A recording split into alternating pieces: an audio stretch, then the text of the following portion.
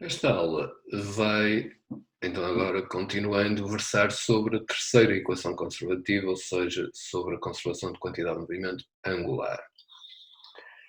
A nossa equação já apresentada relaciona os momentos a que o volume de controle está a ser sujeito será igual à taxa de variação da quantidade de movimento angular do fluido que está a passar pelo volume de controle.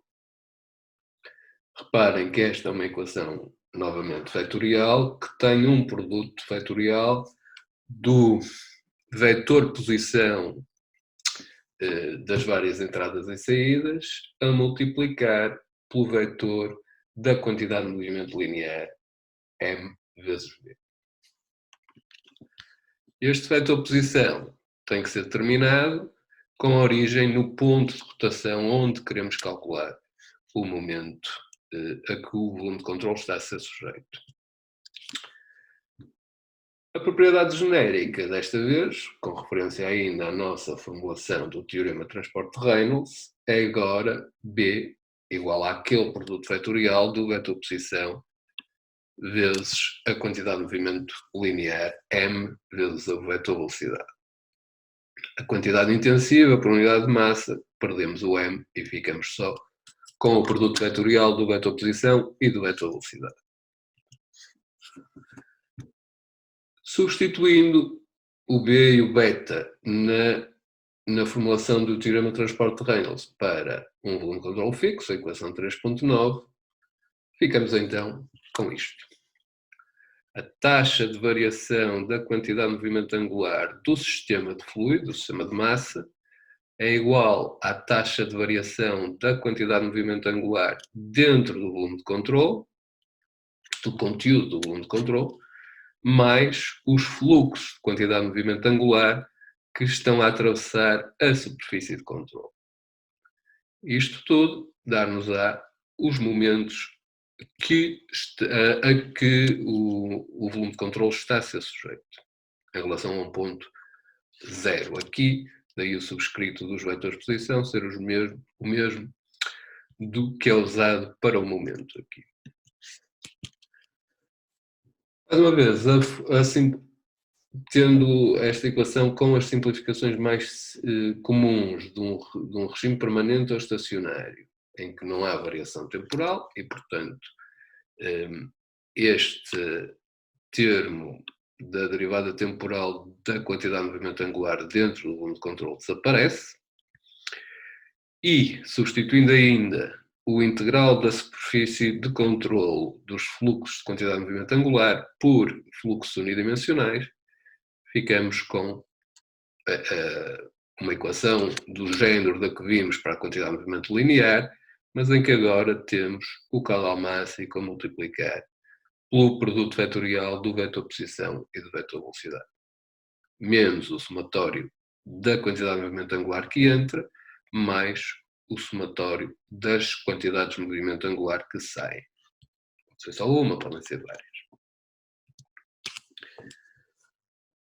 Desta vez, assim como para o caso da quantidade de movimento linear, em que tínhamos esta equação para as forças, com força do lado direito e apenas com o vetor velocidade e não com este produto vetorial. Nesse caso, tínhamos também uma equação vetorial que resolvemos decompondo em componentes ou vetorialmente, tudo bem. É relativamente simples fazer de uma forma ou de outra, portanto, estão à vontade para usar a equação vetorial ou por componentes para o caso da força. Aqui, para o caso do momento, como temos este produto vetorial, eu vou sugerir fortemente que vocês devem resolver esta equação que aqui sai exclusivamente de forma vetorial. É possível fazê-lo analisando força a força, mas eu vou recomendar vivamente que usem uma estratégia vetorial para resolver esta equação e vai ser assim que eu vou apresentar todos os exemplos. Três notas adicionais em relação equação anterior. Podem perguntar-se porque é que nós não temos aqui fator de correção da quantidade de movimento, beta, como tínhamos para a quantidade de movimento linear. Não temos por uma razão. Efetivamente seria necessário,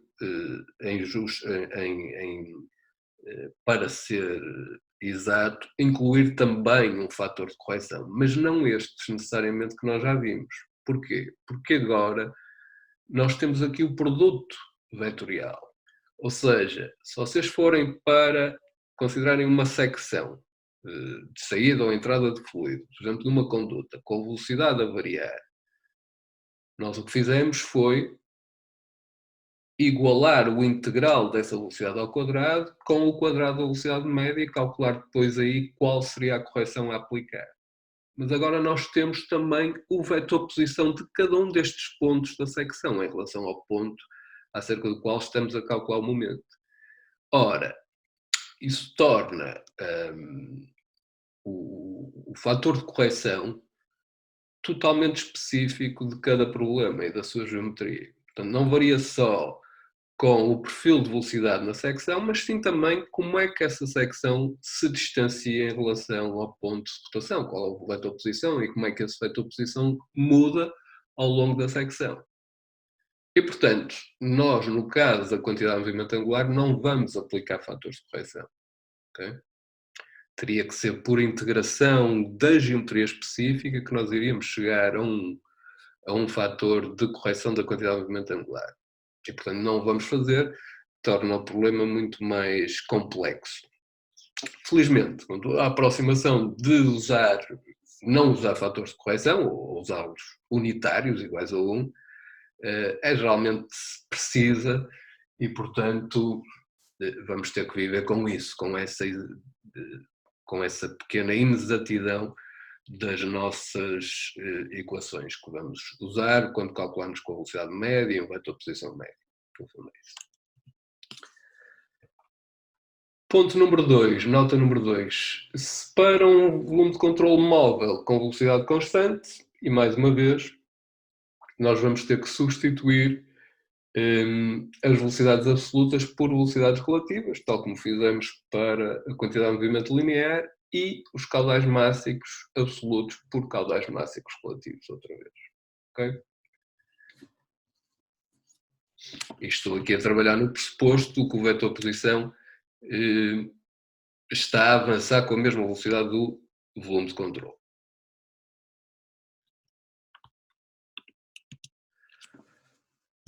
Uma última nota é relembrar que este produto vetorial, vetor posição pelo vetor velocidade, não é comutativo.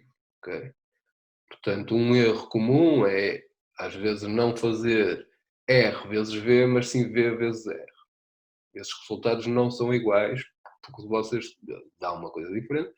Têm que usar sempre vetor posição vezes o vetor velocidade. Okay? Lembrar isso.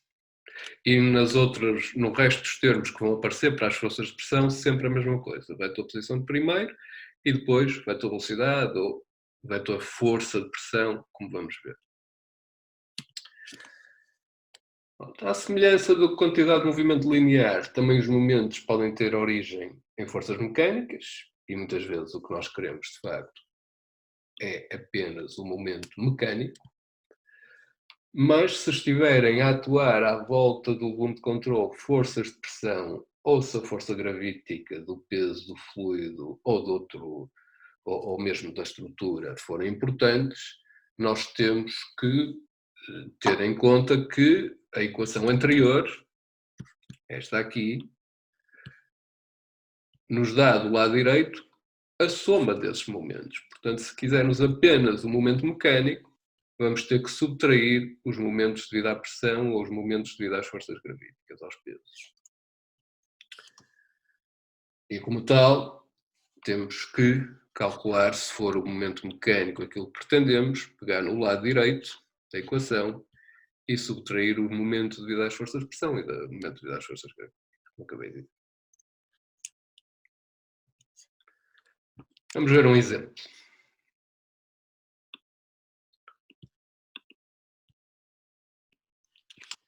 Vamos ver então um exemplo para calcularmos um momento a que um volume de controle está sujeito quando há variação de quantidade de movimento angular de um fluido que por lá passa. Então temos um tubo horizontal, aqui horizontal está-vos a dizer que as forças do peso da conduta e do fluido que ocupa estão a atuar para dentro da figura, ok?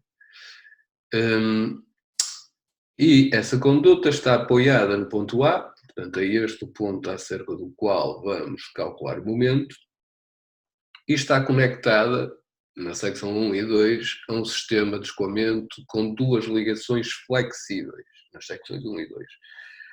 As ligações flexíveis aqui estão a informar de que, como são flexíveis, não pode estar a ser aplicado um momento pelo resto, pelas condutas à qual esta conduta está ligada.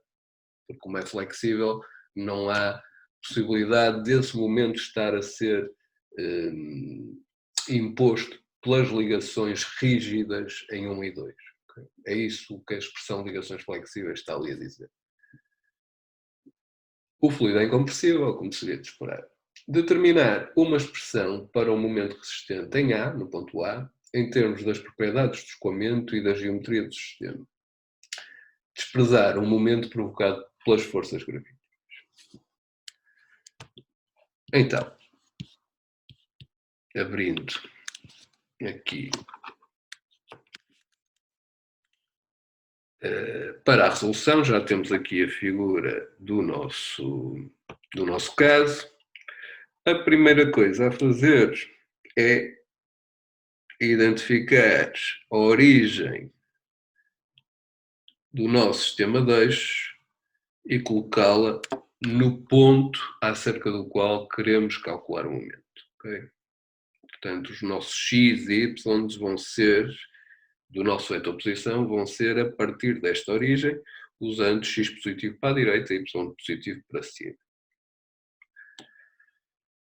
Então, como isto é um problema de quantidade de movimento angular, nós vamos partir, e é estacionário, e vamos supor que os fluxos são unidimensionais na entrada e na saída, nós temos o somatório de fluxos de quantidade de movimento que saem,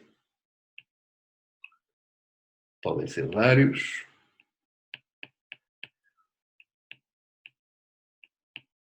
só temos um aqui, mas eu vou escrever a equação genérica, menos os fluxos. Eu estou a usar in e out, vou continuar a usar essa nomenclatura. Portanto, aqui temos saídas e aqui temos entradas.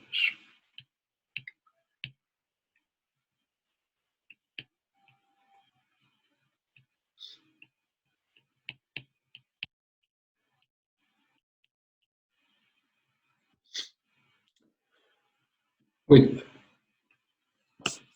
Ora, aqui não temos forças gravíticas para contabilizar na produção do momento, mas temos forças devido à pressão. Portanto, este somatório, que nos dá o lado direito desta equação, vai ser composto pelo momento mecânico que nós queremos calcular. Eu até nem preciso agora já de estar a identificar que é o ponto A, já está claro isso, mais o somatório de momentos devido às forças de pressão.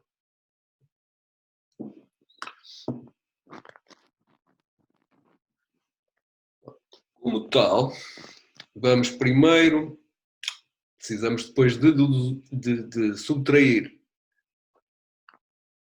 a esta parte para obter apenas o momento mecânico. Eu vou escrever. Nos é pedido, vamos ter que fazer E agora já vou substituir por uma entrada e uma saída, já que sabemos que isto não, aqui neste caso não temos um somatório, temos apenas um fluxo de entrada e um fluxo de saída. Então vamos ter o caudal máximo, que terá que ser igual, na entrada e na saída, vezes o vetor posição da saída, então, que é a primeira, vezes o vetor velocidade na saída, menos o da entrada,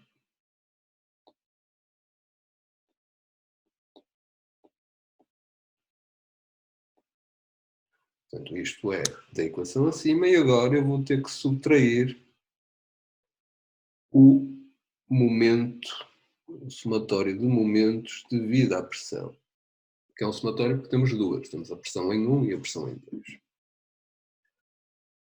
Então, pressão em 1 e pressão em 2. Mais uma vez precisamos de ter cuidado com estas forças. A pressão em 1 está a atuar para dentro, uniforme, que estamos a considerar, e portanto esta força de pressão em 1 vai ser igual a P1 vezes aquela área daquela secção.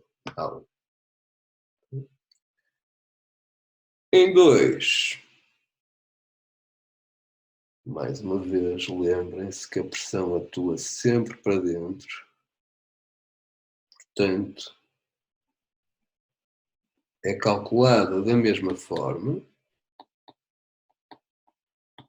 mas está a atuar para a esquerda aqui, portanto, negativo em x, de acordo com o nosso sistema de eixos.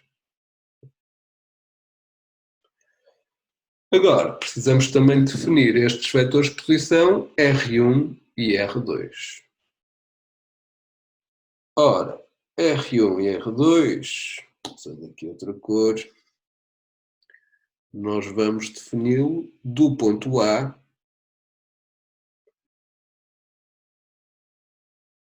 à entrada 1 e do ponto A até, eu vou apagar aqui este H2 já agora, já o passamos ali para outro sítio,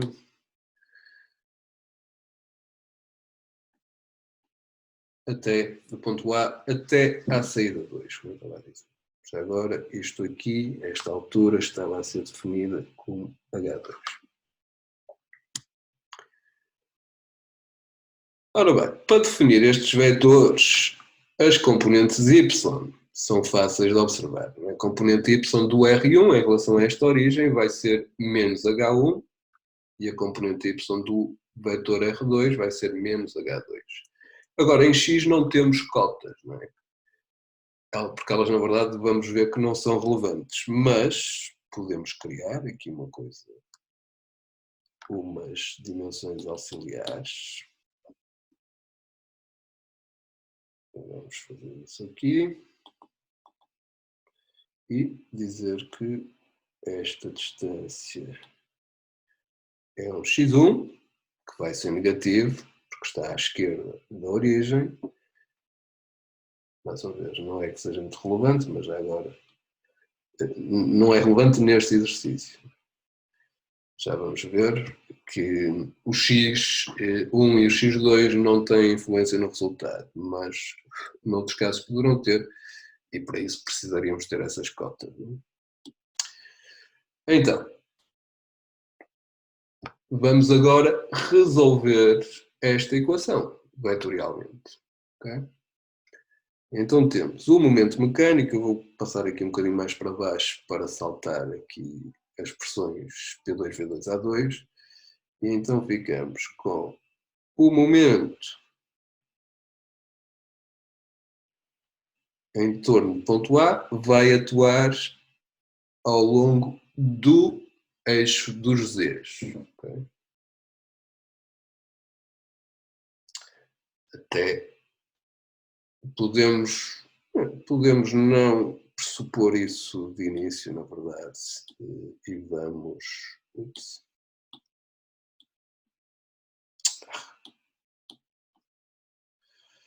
E não vamos partir desse princípio.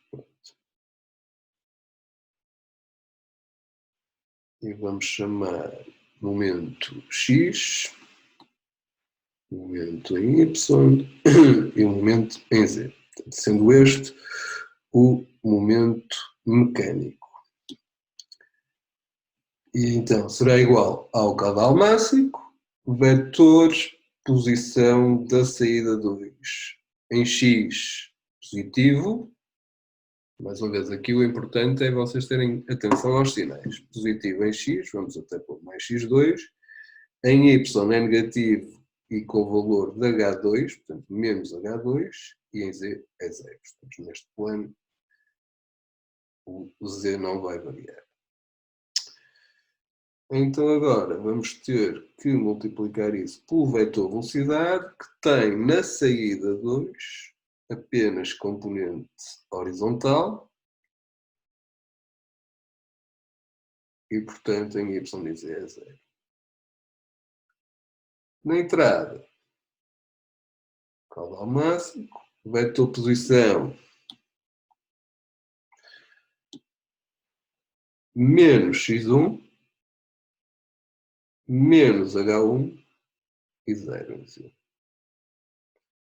Vetor velocidade também é positivo em x, 0 em y e 0 em z. Okay? Portanto, vamos aqui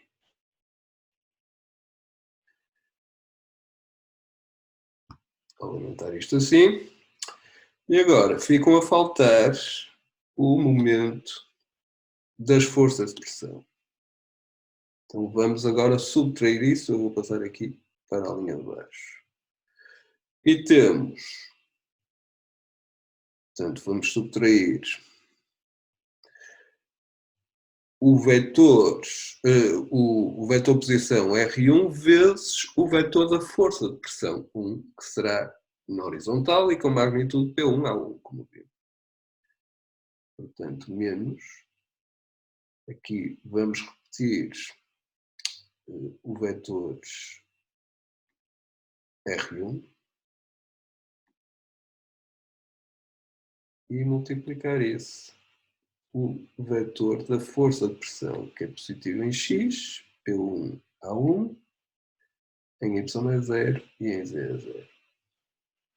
E estamos a subtrair o somatório dos momentos devido às pressões.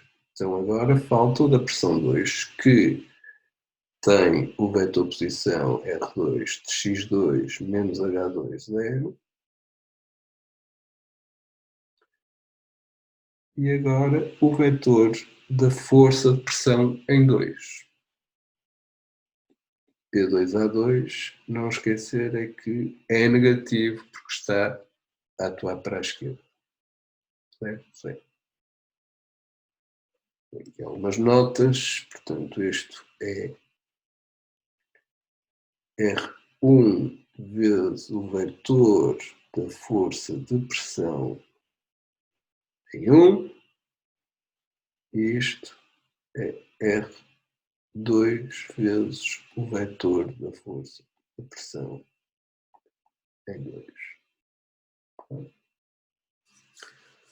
Pronto, e agora é resolver esta equação vetorial que retorna componentes 0 em x e em y, apenas em z é que temos o resultado. E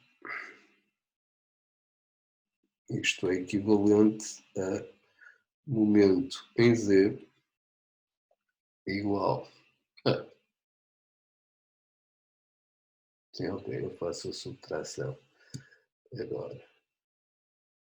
Ao caudal máximo vezes H2V2 menos o caudal máximo H1V1.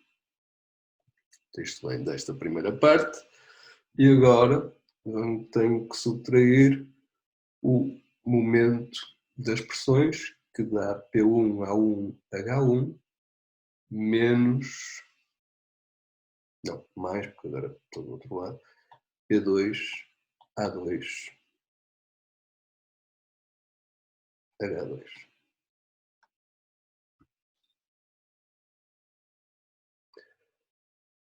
Podemos também ainda fatorizar isto um bocadinho e fazer H2 vezes o caudal máximo V2 mais P2A2 menos H1 caudal máximo V1 mais P1A1.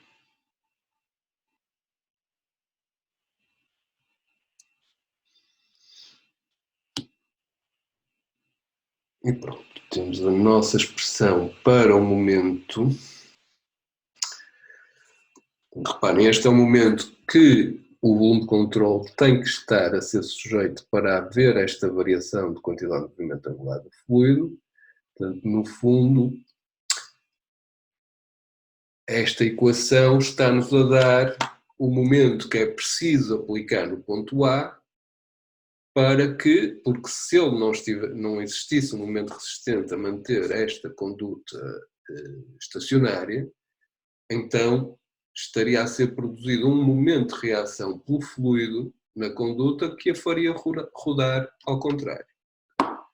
Neste caso, teremos que ter um momento justamente que coincide em sinal com o que sai aqui desta equação.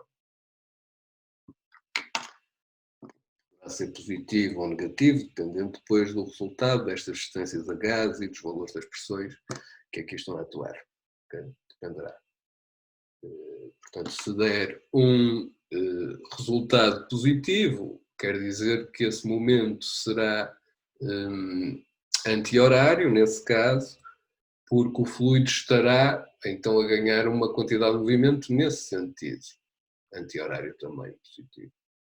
Se não estivesse lá nada a resistir à rotação da conduta, isso implicaria que ela estaria a sofrer, já que o fluido transmitiria todo o momento para a conduta e ela rodaria em sentido oposto, porque estaria a ser sujeita a um momento, nesse caso no sentido horário.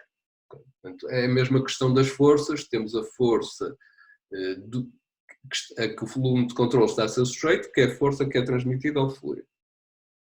Se o volume de controle está a receber uma força em sentido oposto por parte do fluido. E, portanto, se queremos resistir a essa força, temos que aplicar a mesma força que o fluido está a receber. Isto é a mesma análise aqui, mas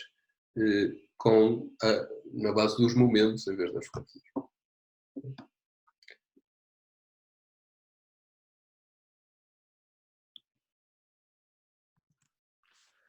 Vamos então fazer agora um outro exemplo envolvendo desta vez forças gravíticas e não forças de pressão.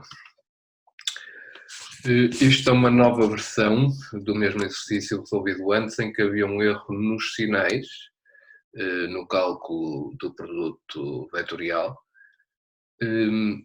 mas também serve para mostrar uma outra questão que, no fundo, o sinal que saiu do sentido do momento da resolução anterior, da versão anterior deste vídeo, vai ser na verdade o mesmo, porque há aqui uma outra questão que vos queria falar. Então, temos água a ser bombeada por um tubo de 10 cm de diâmetro, consiste numa secção vertical de 2 metros, como podem ver a figura, e depois numa horizontal para a direita de 1 metro. A água sai para a atmosfera, portanto em jato livre, com uma velocidade de 3 metros por segundo, e sabemos ainda que a massa da secção horizontal do tubo, quando cheia de água, portanto estamos a falar da massa do tubo e da água que está lá dentro, é de 12 kg por metro. Portanto, neste caso vamos ter uma força vertical, o peso destes 12 kg de água e tubo a atuar ali a meio metro do ponto A e a 2 metros acima. O tubo está ancorado ao chão numa base de betão. Queremos determinar um momento defletor a atuar na base do tubo. E então, se passarmos aqui para o nosso exercício, temos já a figura desenhada e, como eu já vos disse várias vezes, a primeira coisa, se temos uma velocidade e uma área, podemos logo calcular o caudal máximo, que é por onde eu vou começar. Simplesmente por isto a preto. Portanto, aqui temos o roda-água, 998.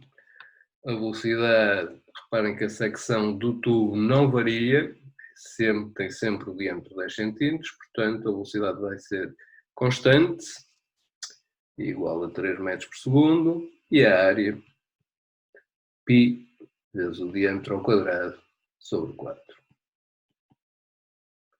Esta conta dá um caudal máximo de 23,51 kg por segundo. Isto é uma quantidade que nós vamos sempre precisar, portanto, eu aconselho sempre a calculá-la à cabeça. Se tivéssemos mais de uma secção e soubéssemos a área, calcular logo seria o mesmo caudal máximo, a não ser que tivéssemos várias entradas ou várias saídas, mas velocidade e uma área, calcular o caudal máximo. Tipicamente, então, para o cálculo de momentos ou de forças, é o máximo que nós precisamos. Noutros casos, o volúmico pode dar jeito também. Calcula-se esse. Então, as nossas suposições aqui, ou as nossas assunções, são de que temos um regime permanente,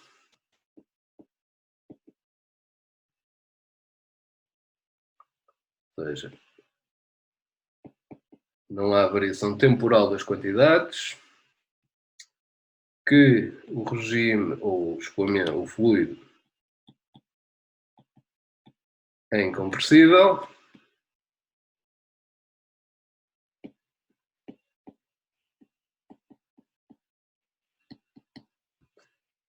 e que temos fluxos, podemos aproximar os fluxos de quantidade de movimento angular, neste caso, por fluxos unidimensionais. Ou seja, podemos calcular isto com uma velocidade média em vez da distribuição da velocidade dentro da conduta. Que não é muito relevante, ou é uma suposição válida aqui, já vamos ver porquê. Por que razão? Porque na saída o jato é livre. O jato é livre quer dizer que tem uma velocidade essencialmente uniforme, porque deixa de haver atrito ali na saída. Claro que não imediatamente, os efeitos do atrito ainda se fazem sentir num pequeno comprimento deste jato, depois dele sair da conduta, mas essencialmente ele já está livre dos efeitos de atrito que lá estiver, que a conduta exerceu. Fazendo o nosso volume de controle de forma a apanhar a conduta, esta saída e a entrada,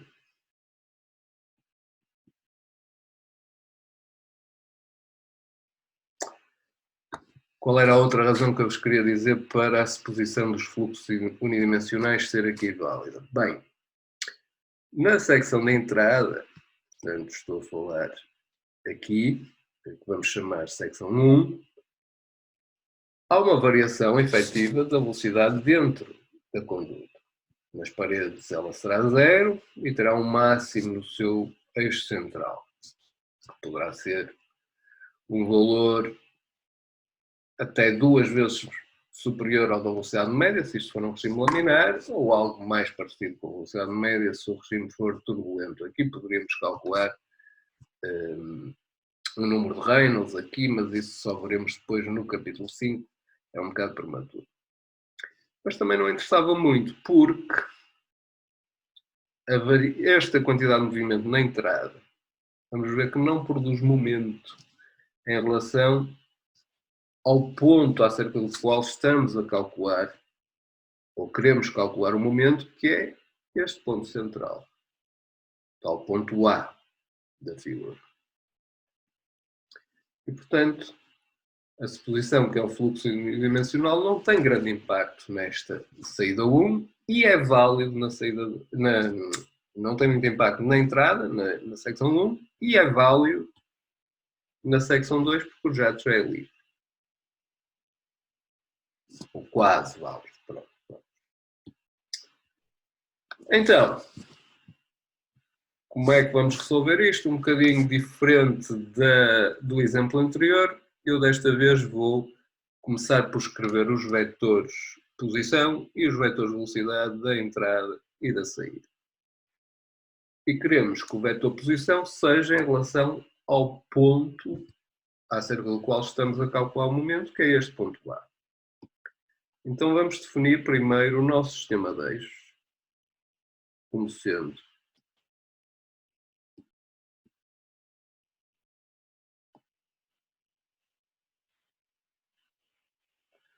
um sistema de eixos x,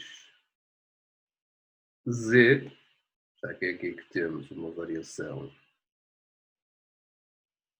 da cota, não é? Portanto, a direção gravity, e o y que terá que apontar para dentro da figura na perpendicular. Okay? E o nosso momento vai ser acerca deste eixo y. Então, vetores de posição da secção 1, 0, 0, 0. Coincide com a origem, não temos um vetor de posição nulo, o que quer dizer que todas as quantidades, seja a pressão, seja a quantidade de movimento, na secção 1, não produzem momento algum. Vetor de posição da saída, na secção 2, tem mais 1 metro em x, portanto estamos agora a falar deste vetor.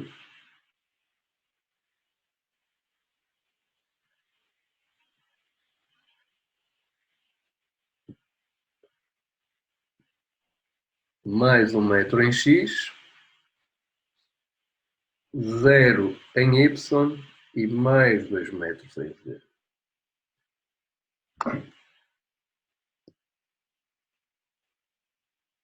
A velocidade 1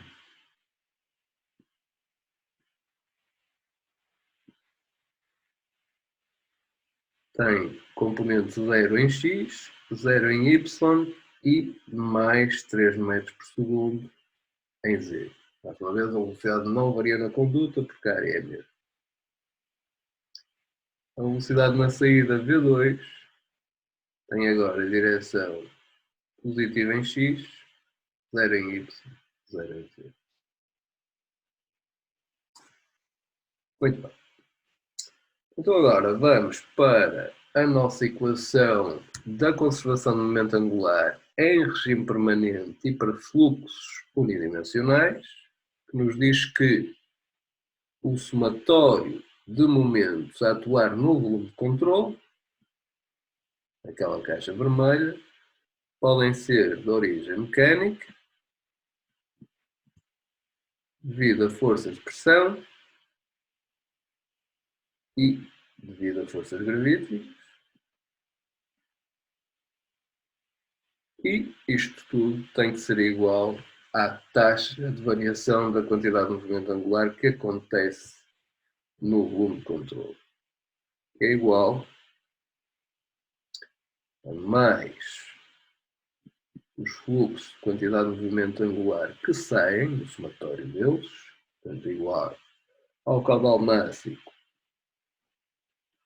vezes o produto vetorial do vetor posição vezes o vetor velocidade.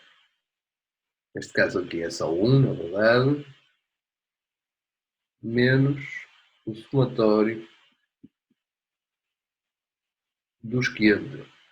Aqui continua também a ser só 1, vou escrever como se fosse, portanto, de uma forma genérica.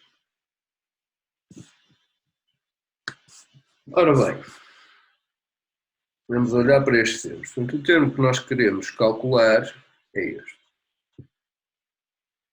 É este que nos é pedido. O momento, na verdade, que está a ser exercido na base do tubo, do ponto A.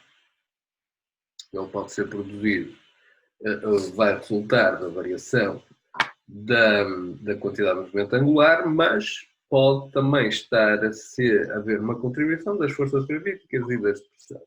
Temos que deduzir para ficar só com os mecânicos. Não é? Então, os de pressão, como eu disse, há efetivamente à volta desta caixa do volume de controle, da superfície de controle, temos aqui pressão atmosférica em todo lado. Na saída, o jato já é livre, portanto, também aqui a pressão é atmosférica, ou aproximadamente atmosférica. Na entrada, de facto, temos uma pressão diferente a atuar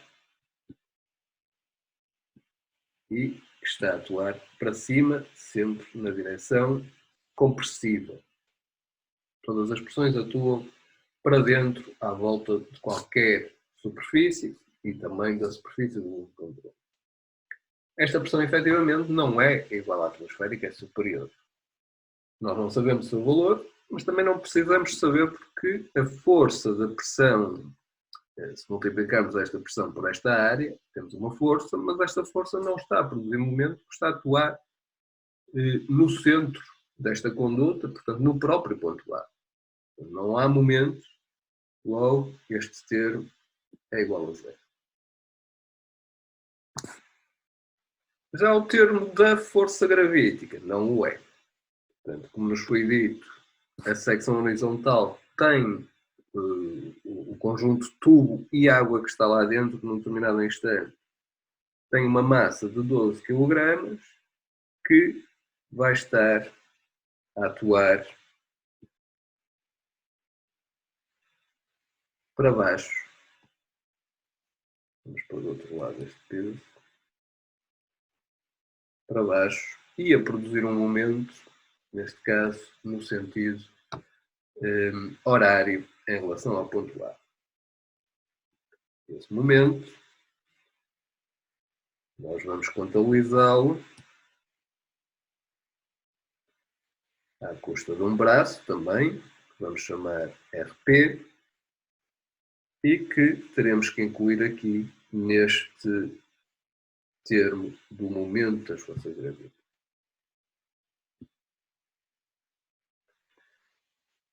Substituindo então e resolvendo já vetorialmente, nós temos um momento.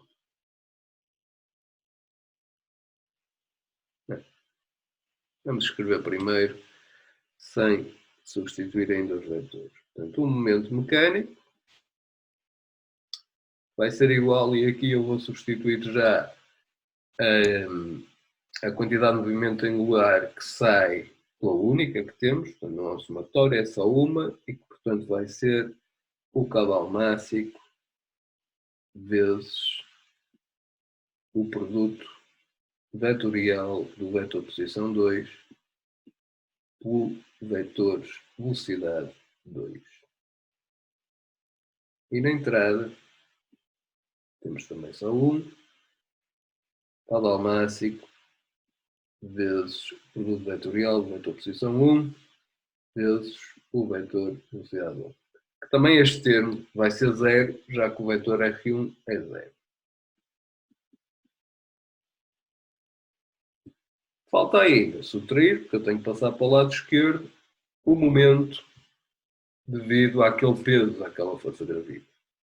E então, passando para este lado fica negativo, e temos o produto vetorial daquele vetor posição RP vezes a força P. Esta força P deste peso vai ser igual a menos, que é negativo, os 12 kg vezes o vetor de aceleração gravida. Então vai ter a componente em Z. Substituindo,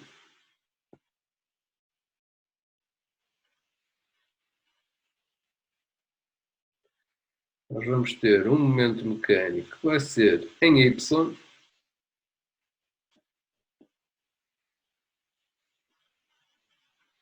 E relembro que o Y, mais uma vez, está a crescer para dentro da figura, por causa da regra da mão direita. Igual ao caudal máximo. E agora, vetor posição 2, 1, 0, 2, pelo vetor velocidade 3, 0, 0. Não vou incluir o outro, porque já concluímos que é 0, porque o vetor R não é 0, e então agora vou apenas subtrair o momento devido ao peso. Aquele vetor RP, o braço da força peso, vai ter uma componente X de meio metro, portanto vou situar ali no centro, 0 em Y e 2 metros em Z. E o peso tem apenas componente em Z igual a menos 12,981.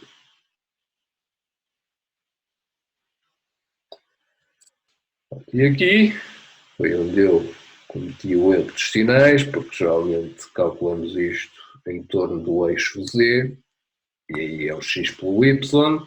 Aqui, como estamos a calcular o termo do meio dos Y, temos que inverter o sinal no produto, foi isso que eu me enganei. E também já vão perceber porque é que não detetei o erro. E então temos, desta vez, 2 vezes 3 menos 1 vezes 0, ou seja, 6m, em vez de menos 6m, ao máximo. E aqui ficamos com menos, e agora temos, mais uma vez invertendo o sinal, temos mais 2 vezes 0 menos, ou seja, mais 6G. Portanto, menos 6G, e ficamos com isto, o que resulta em 6 vezes, qual era este caudal máximo, 23,51, menos 6 vezes 9,81, 82,2. Ao contrário de menos 82,2.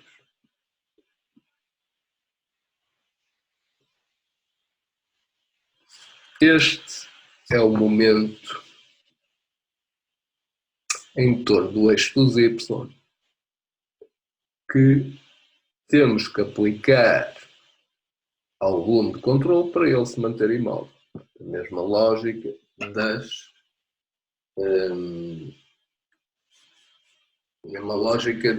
das forças.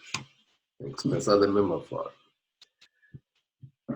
Ora, se o volume de controle está a sofrer um momento destes, portanto, aparenta ser um momento no sentido anti-horário que temos que aplicar.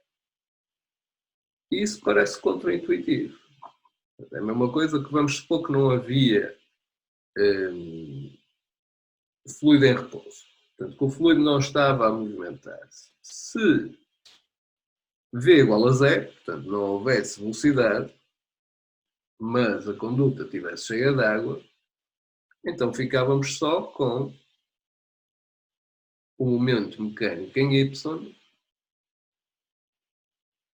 era igual a menos 6G. Portanto, já agora, até posso calcular, menos 58,9 Newton-metro. Ou seja, se isto estivesse parado, a conduta estaria a sofrer um momento no sentido, neste caso, e eu não vou usar muito a mão porque o meu sentido inverte, não é? Estou a fazê-lo para mim e vocês estão a ver o oposto, mas a conduta rodaria, apenas segundo o peso, nesta direção.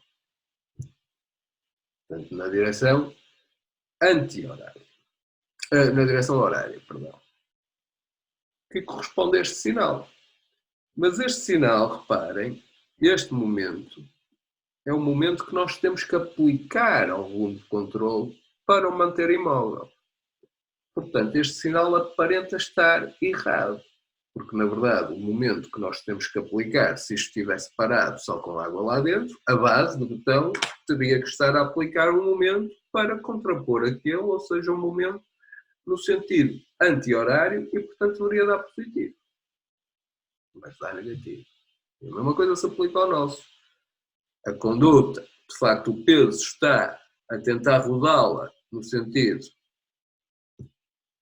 horário, a mudança, o fluido está a empurrá-la para trás, portanto, neste caso para a esquerda, e portanto está a produzir um momento, eu não vou fazer mais ou menos com a mão, mas um momento positivo, e portanto nós deveríamos ter aqui um resultado negativo, que é aquilo que a base tem que aplicar para contrapor isto.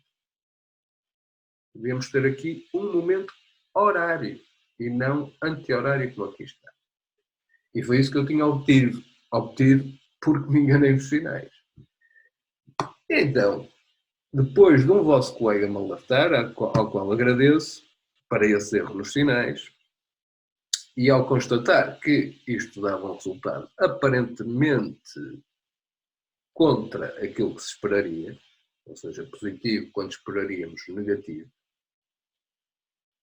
eu apercebi-me foi de uma coisa que me tinha esquecido.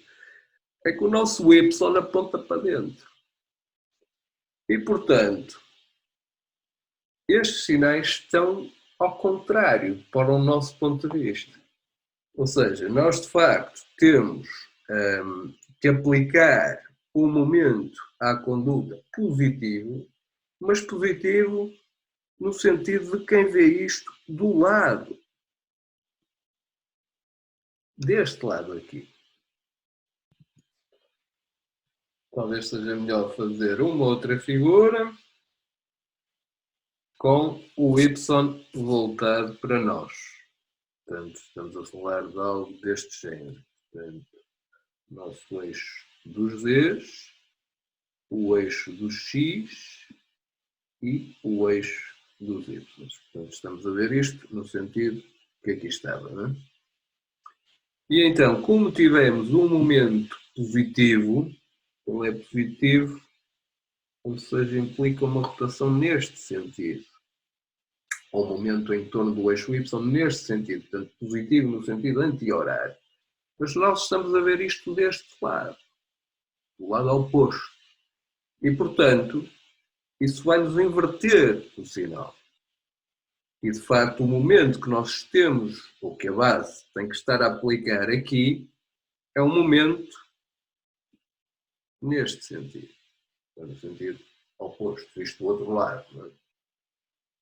E faz sentido, não é? Porque o que está a ganhar aqui na nossa conta, a maior magnitude, é deste termo, o termo da variação de quantidade de movimento, que é apenas ligeiramente contrariado pelo momento do peso. Ora, se o peso está claramente a pôr um momento no sentido horário aqui, o outro é no sentido anti-horário, é esse que está a ganhar, e nós temos que impor um momento que contraria esse que ganha, que é o momento devido ao fluido empurrar para a esquerda. E, portanto, o momento que a base tem que estar a aplicar tem que ser, na verdade, no sentido horário e, portanto, negativo. E a inversão, apesar de nos ter dado uma coisa positiva aqui, tem a ver com o facto do nosso eixo dos Y estar a apontar para dentro. Okay? Pormenor aqui que confunde um bocadinho a análise, mas que tem que ser, porque temos que seguir sempre a regra da mão direita na nomeação dos eixos. Aqui não há volta a dar.